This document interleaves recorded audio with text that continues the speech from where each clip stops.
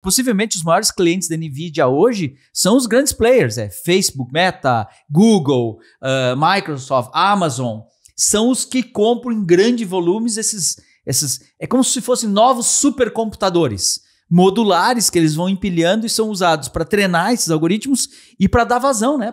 Toda vez que você brincar aí no chat GPT ou pedir uma coisinha ou outra, é possível que lá na pontinha tem um NVIDIA queimando energia para te responder.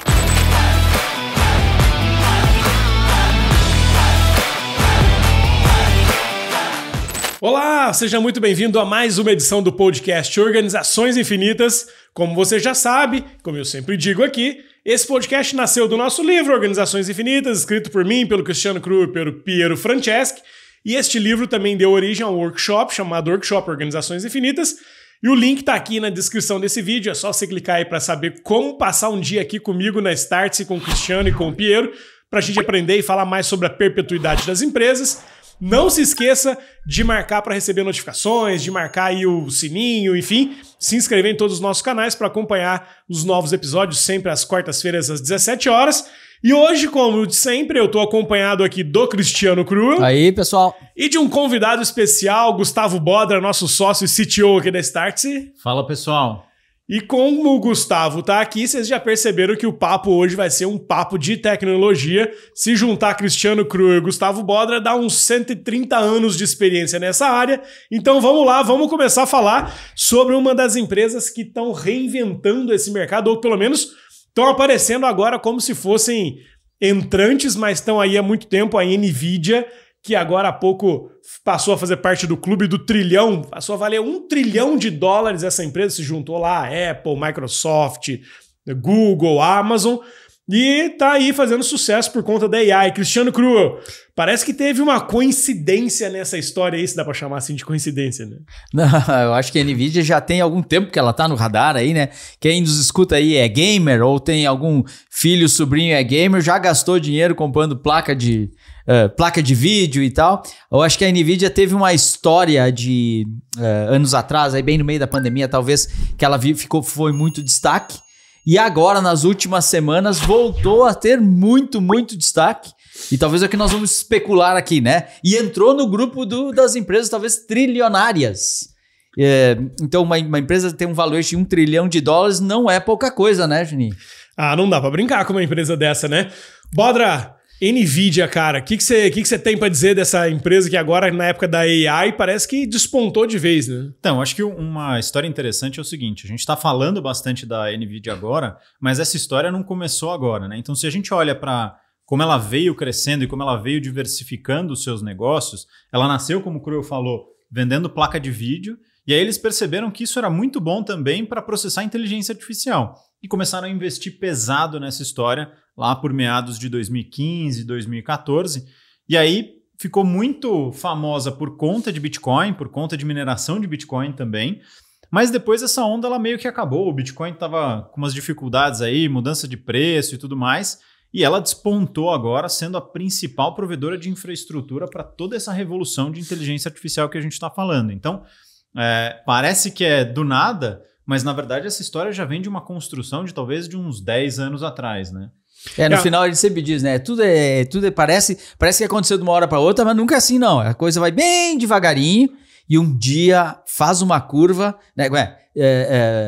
Gradualmente, até que de repente se faz acontecer. Eu tava olhando aqui, a NVIDIA foi fundada em 93. Então, abril de 93. Acabou de fazer 30 anos a empresa. Olha só que legal. 30 anos e agora que ela entrou no clube do trilhão. E esses dias eu escrevi lá no LinkedIn um texto falando que nos grandes momentos de evolução tecnológica parece que os vendedores de pá, que era a brincadeira lá, os vendedores de coisas que não são a coisa são os que mais se dão bem. E nesse mundo da inteligência artificial agora com ChatGPT, OpenAI e tudo mais, parece que tem mais um vendedor de pá se dando bem, né? Para conseguir processar tudo isso, o mercado inteiro está olhando e dizendo, bom, os melhores placas, processadores, isso aqui, são os da NVIDIA, ou são os que hoje são os únicos capazes de processar toda essa tecnologia, todos esses algoritmos que a gente está vendo aí, né? Eu acho que se a gente vê o histórico de projeção de valor, né, da empresa, a gente consegue compartilhar aqui? Acho que dá para botar na tela aqui. Vamos botar na tela aqui, daí de repente vamos tentar fazer uma leitura, ver se a gente enxerga juntos. Maximiza aí pra gente enxergar. Olha ali, narra aí, Bodra. Boa, acho que, vamos lá, a linha azul é a NVIDIA, a linha amarela é a Intel e a linha azul clara é o preço do Bitcoin. Então, se você olhar, a NVIDIA ela vem abaixo da Intel por muitos anos, né? Desde a sua fundação até ali meados de 2014, 2015, ela está bem abaixo da Intel, a Intel que sempre dominou esse mercado de processadores, mas aí acontece um evento que o preço do Bitcoin dispara. Consequentemente, as ações da NVIDIA sobem um pouquinho e chegam no mesmo patamar da Intel. É a primeira curvinha ali? Isso. E aí, ainda não passou, mas ela começa a incomodar a Intel. Aí o preço do Bitcoin cai, ela tem um vale, tem uma nova subida ali no meio da pandemia com essa história de Bitcoin, o preço da NVIDIA sobe de novo, mas o mais interessante é essa última curva de subida, porque vocês percebem que o preço do Bitcoin ele se mantém estável ou tem um pequeno aumento, mas as ações da NVIDIA explodem. Qual é o evento que acontece aí? O evento da inteligência artificial. Então, essa grande transformação e essa curva, ela acontece que parece que meio de repente, mas é uma construção que vem acontecendo, como eu falei, mais ou menos ali desde 2014, quando eles decidem investir de fato em inteligência artificial e eles, por acaso, descobrem que isso funciona. Obviamente que não é por acaso, mas que funciona também para processar a inteligência artificial e é muito melhor do que as placas da própria Intel nessa função. E o Bodra estava contando aqui mais cedo, a gente se preparando aqui para fazer esse bate-papo, de que as entrelinhas ou as linhas miúdas dos balanços das empresas, elas começam a contar algumas coisas pra gente, né? Eu sempre gosto de olhar também nos balanços lá para ver o que vem pela frente, quais são os experimentos. E ali, mais ou menos naquele prazo temporal do começo das transições das curvas ali, no balanço das duas empresas ou no plano estratégico dela, tinha uma definição bem diferente ou bem clara de visão ali, né? Sem dúvida. Se você lê o balanço da NVIDIA ali em 2017, mais ou menos, uma das linhas estratégicas que eles falam de investimento é, de fato, inteligência artificial. Eles entendem que as placas também podem olhar para isso. E se você lê o mesmo balanço da mesma época da Intel, a Intel está com um foco muito grande em processadores para computador, para desktop, notebook e celular, que é um mercado que, bem ou mal, ele está em crescimento, mas não é um crescimento acelerado como inteligência artificial. Então, pode parecer besteira, mas esses documentos mostram de fato aonde está a atenção de cada uma das empresas e aonde elas fizeram os investimentos. E aí a gente descobre que se pagou ou não. O CEO da NVIDIA chegou a dizer assim, ele vem há tempos apostando quase, porque são apostas, né?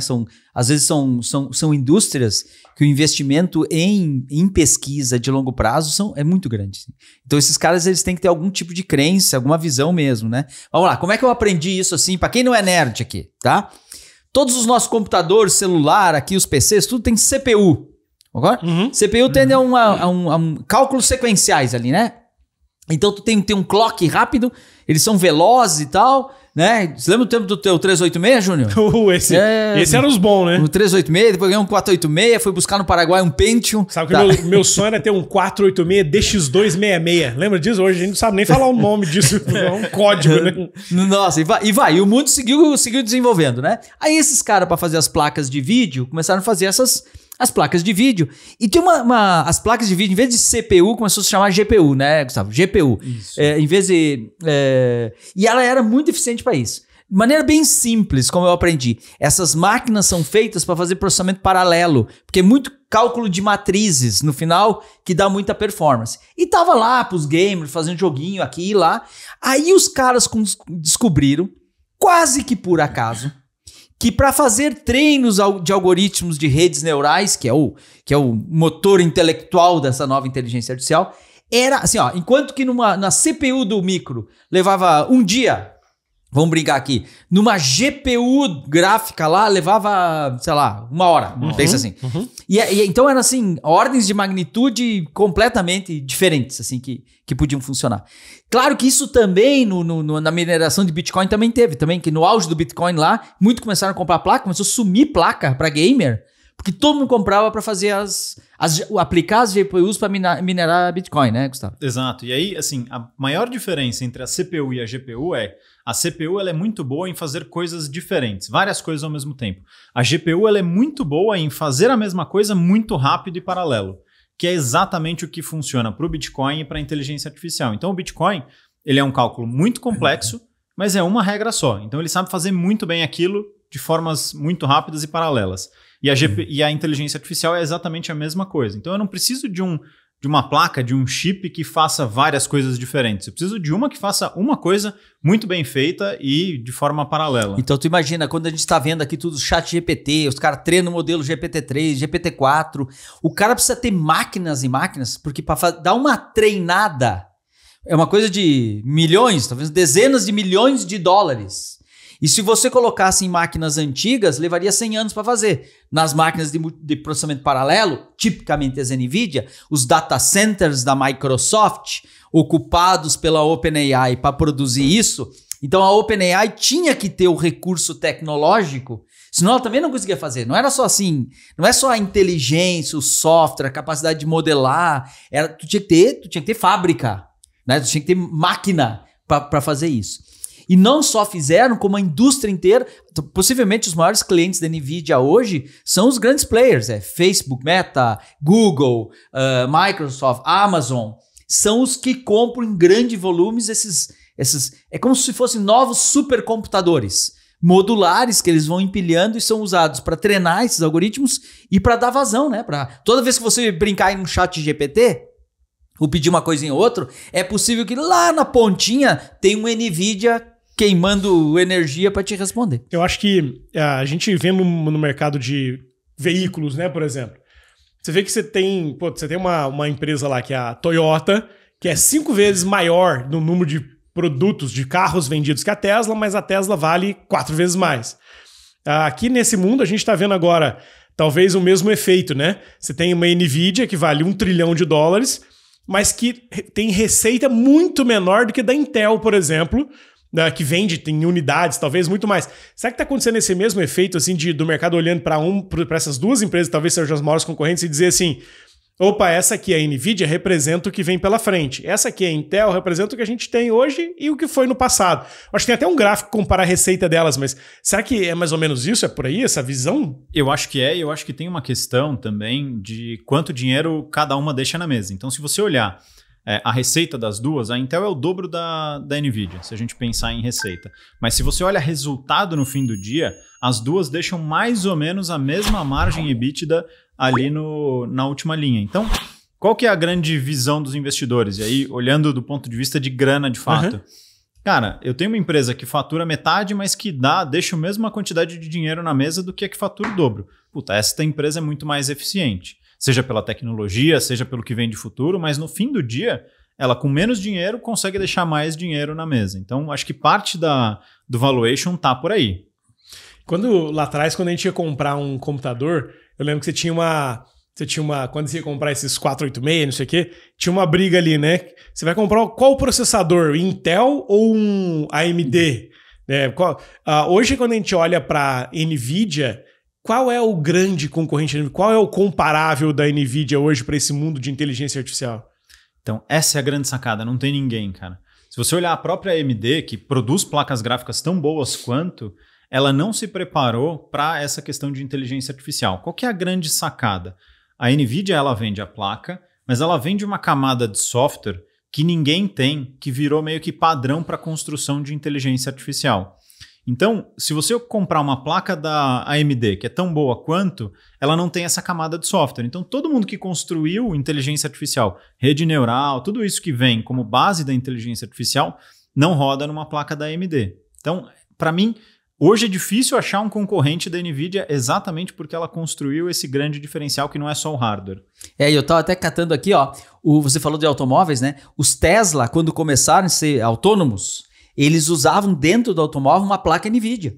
Era uma GPU da NVIDIA que fazia as primeiras versões de Tesla andar. Depois a Tesla sentiu que aquilo era tão futuro que a Tesla tirou os engenheiros lá da Apple, montou a tudo, e ela criou a placa dela, os chips dela, as máquinas dela, supostamente para fazer os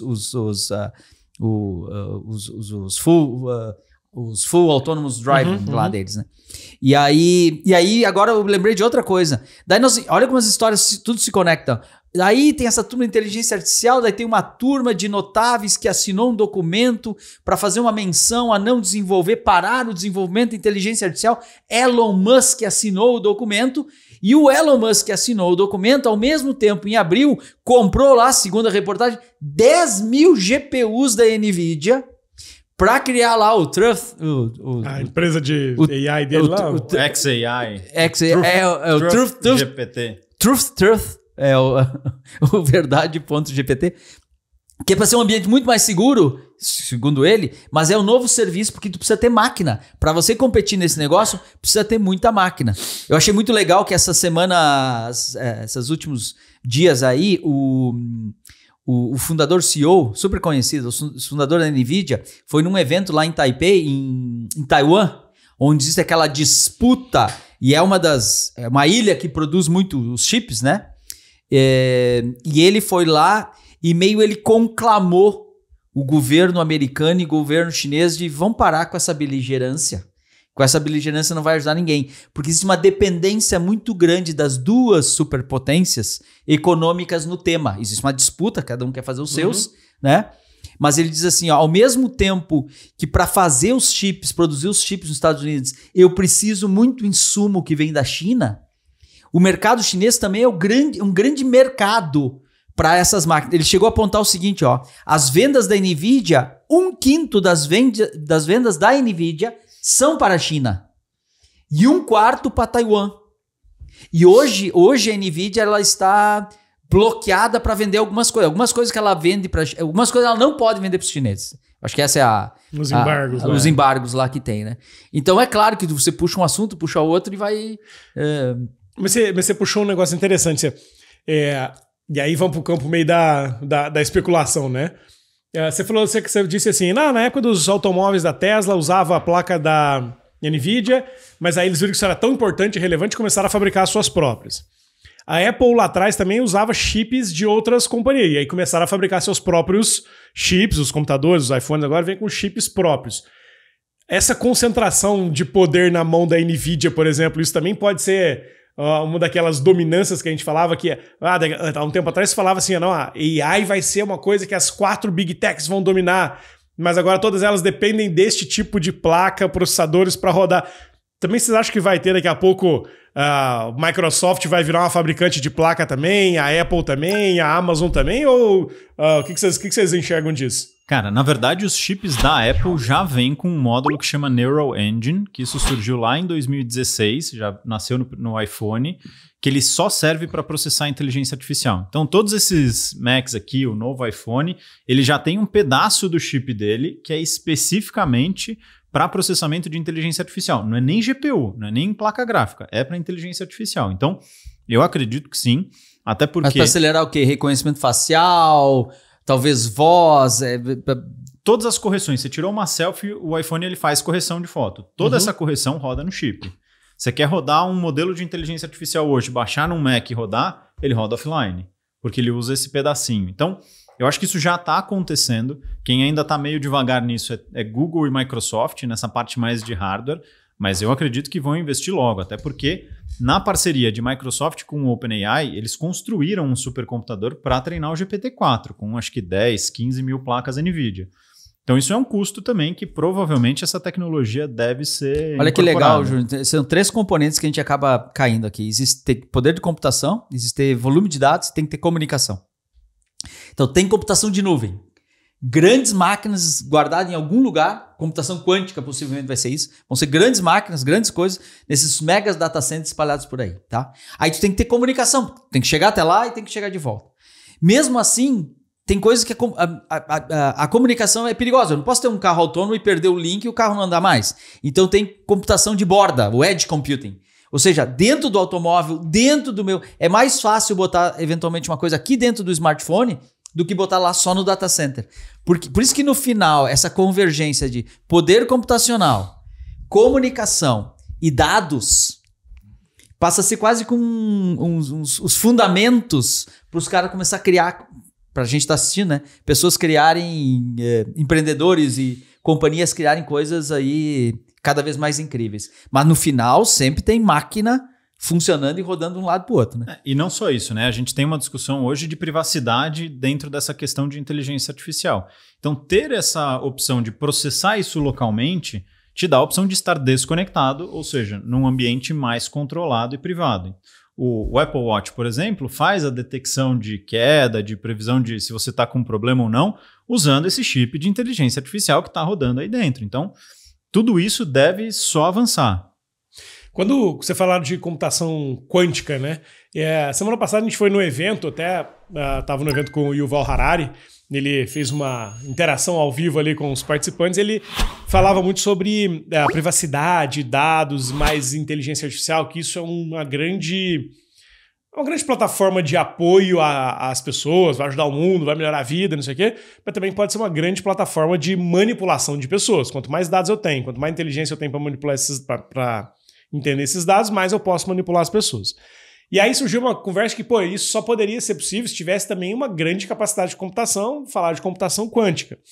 E aí, lá na notícia que saiu na semana passada, na China, já existe um serviço de computação em nuvem, de computação quântica em nuvem, acessível a preços que qualquer um de nós poderia pagar. Vocês acham que esse vai ser o grande próximo salto? A AI processado lá na computação quântica e que isso vai mudar de fato o jogo, ou a gente está muito longe dessa coisa ainda? Cara, eu acho que a gente não está muito longe. Eu acho que tem uma transformação tecnológica grande para a gente chegar lá, por conta da forma como você pensa um processador quântico. Mas tem uma empresa canadense que também já oferece a mesma coisa. Então, cara, é muito difícil a gente imaginar o quão longe ou perto tá nesse mundo maluco. Mas se eu tivesse que fazer um chute, eu acho que nos próximos 5 anos a gente deve ver essa migração de inteligência artificial sendo processada no mundo quântico. Até porque a velocidade está muito rápida de evolução. Eu acho que tudo que é mais software, tudo que tem menos, tem engenheiro aqui assistindo, tudo que tem peso específico menor, tudo que é mais software, mais leve, tende a escalar mais rápido.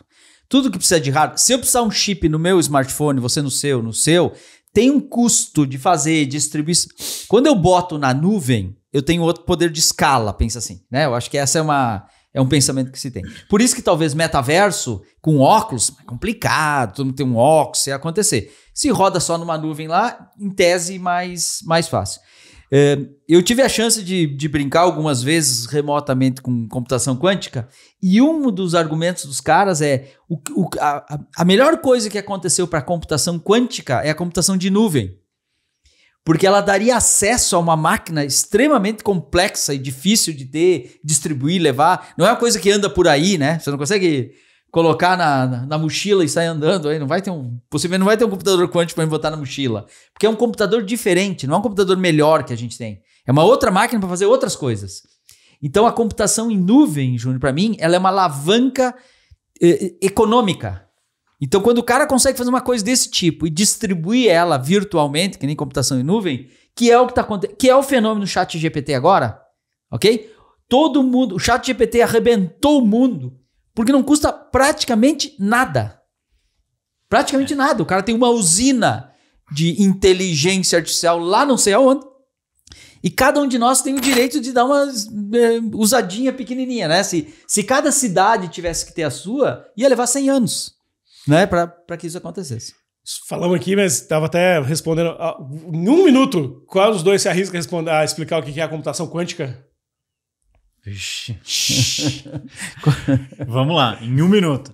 Cara, a grande diferença da computação quântica para a computação normal é que a computação normal ela é binária, é 0 e 1.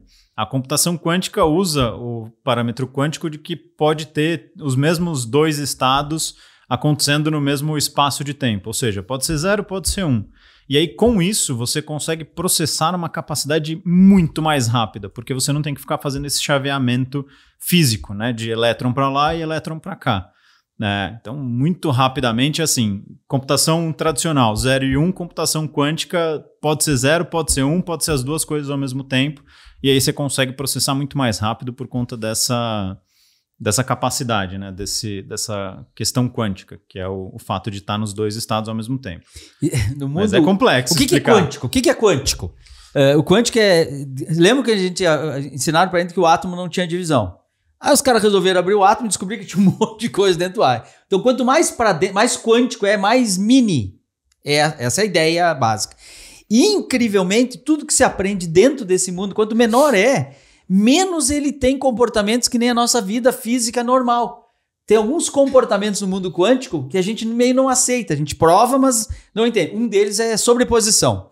Sobreposição é mais ou menos eu posso ser 0 e posso ser 1 ao mesmo tempo. Não, mas não pode. Tá. Outra coisa que existe no mundo quântico e que é provado já é uma coisa chamada entrelaçamento ou entanglement. Basicamente, assim, imagina duas partículas separadas por milhares de quilômetros e se eu mexo aqui, aquela outra partícula mexe também, Júnior. Parece feitiçaria total, né? Mas elas estão entrelaçadas de alguma maneira. Então, no mundo quântico, existem comportamentos que não é o mesmo que a nossa física. Então, na computação quântica, talvez ela é muito ruim para somar 5 mais 7. Mas para você fazer uma análise combinatória de 300 milhões de coisas que um computador normal levaria uma vida, ela é muito boa. Por isso que se tem um certo receio que computação quântica possa quebrar senhas. Porque os sistemas de senhas foram criados muito através de números primos. É tipo assim, multiplicar 2 números, tu sabe o que dá. Se eu disser 7 vezes 5, aí o cara vai dizer o que é. O número vai dar. Agora, se eu disser o número 14.322 por 14, e aí perguntar qual 2 números multiplicados dão esse número, daí é mais complicado. E dividir, achar o que formou a resposta é mais difícil do que você dar a pergunta e elaborar a resposta. Então, tem uma expectativa que a computação quântica é uma computação completamente diferente. Para resolver problemas que nós não sabemos talvez nem as respostas, mas é uma computação mais probabilística. Uma das explicações mais lindas que eu vi é que um computador quântico essencialmente é uma máquina analógica. O que cabe? A piada, então, que o futuro não é digital. O futuro é analógico, porque pode ser computação quântica. Ó, pra gente ir encerrando aqui, das 7 maiores empresas do mundo hoje em valuation, em valor de mercado, tem uma divisão clara, assim, ó. Tem 3 de software, 3 de hardware e 4 de software. Tem 3 que são NVIDIA agora, lá no que já chegaram, né, no clube do trilhão. NVIDIA, Apple e Tesla. E você tem outras que são essencialmente de software. Facebook, Google, Amazon e Microsoft. Em algumas delas aí tem uma camadinha de hardware mais software, software mais hardware. O futuro, ele é o quê? Ele é hardware, software, as duas coisas somadas, como o Gustavo falou. Tem placa, mas tem uma camada de software. Mas o outro tem chip, mas tem um software. O outro... Onde é que está esse grande valor? Vai continuar, um faz uma coisa, outro faz outra? Ou talvez o Steve Jobs lá atrás tinha razão, tem que ser dono das duas coisas? Vou dar palpite e tu encerra aqui, mas assim, a gente vê que algumas, isso aí é estratégias das empresas, algumas buscam ser altamente verticalizadas. Tesla, vou fazer até o chip, vou fazer até o banco do automóvel, ela caminha por assim. Outras dizem, não, eu vou criar alguma coisa e usar, porque eu vou ser bom transversal em vez de vertical. Mas você nota que isso é uma tensão. A história que diz que a Amazon, a primeira vez que ela tentou fazer hardware, ela se deu mal. Ela tentou fazer um telefone, não deu certo. Mas depois ela fez o Kindle e daí andou. Então, eu acho que elas ficam assim. Cada vez vai ter mais software embedado em hardware. Mas quando você tem o hardware, eu acho que você também tem mais chance de chegar na boca do gol, no uso do cliente, capturar dados. Você tem uma relação mais íntima, eventualmente, com o seu cliente. Então, eu acho que elas vão ficar se mexendo para os lados. Antes de passar para o Bodra, só para dar umas... você não acha que esses dias eu vi um comentário que achei muito curioso. Por que o ChatGPT chegou a 100 milhões de usuários muito rápido, em 2 meses, né, mais rápido que todas as outras coisas da história? E que todas as outras coisas, elas precisavam de para o computador chegar a 1 milhão de pessoas, tem que vender 1 milhão de máquinas, tem que vender 1 milhão de celulares, tem que vender 1 milhão de placas. Para o ChatGPT não precisou vender nada para ninguém, né? Era só acessar alguma coisa. Então também esse futuro de coisa e software, ele parece ser meio confuso, né? Onde é que está mais o valor? Mas vai lá, Bodra. Eu acho que não tem como você não vai ter como ter uma empresa que é só hardware e uma empresa que é só software. Eu acho que esse mundo ele vai ser meio híbrido, mas eu vou um pouco na do cru. Eu acho que quando você tem o hardware, por mais difícil que seja escalar, mais do que o software, você tem uma possibilidade de acessar muito mais coisas. Se o mundo vai ser como a gente aprende a usar os dados e a partir daí gera valor, quem tem o device tem o dado. Exemplo, a Apple, ela tem o dado do relógio, ela tem o dado de onde você está com o teu celular, ela tem o dado do que você está trabalhando. Aqui tem 3 pontos de captura de dados, né? Só nessa brincadeira ela está capturando 3 coisas diferentes, que isso depois pode virar dinheiro. Então, eu acho que vai muito mais para quem tem o hardware e um software bom, e muito menos para quem tem um software maravilhoso e um hardware meia boca. Legal. Bom, é isso, senhores. Estamos falando aqui de NVIDIA, falamos de inteligência artificial, falamos do Clube do Trilhão, computação quântica. Esse episódio foi para ferver a cabeça. Me lembro aqui, Cruel, de 2016, Marcelo Maisonave, o nosso sócio, lá no Vale do Silício, estava morando lá, num bate-papo ele dizia assim: se eu fosse comprar ações de empresa de tecnologia hoje, eu compraria da NVIDIA. Lembro dele dizer isso, espero que ele tenha comprado, porque se comprou se deu muito bem. E vamos encerrando aqui o nosso podcast Organizações Infinitas, este que foi mais um episódio inédito com o Cristiano Cruel, Gustavo Bodra, e não se esqueça de comentar aqui o que você acha sobre hardware, software, computação quântica. Não se esqueça também de adquirir o nosso livro aí nos principais sites de e-commerce e de participar do nosso workshop aqui na Startse. O link está na descrição. Valeu, pessoal. Até a próxima. Valeu. Obrigado.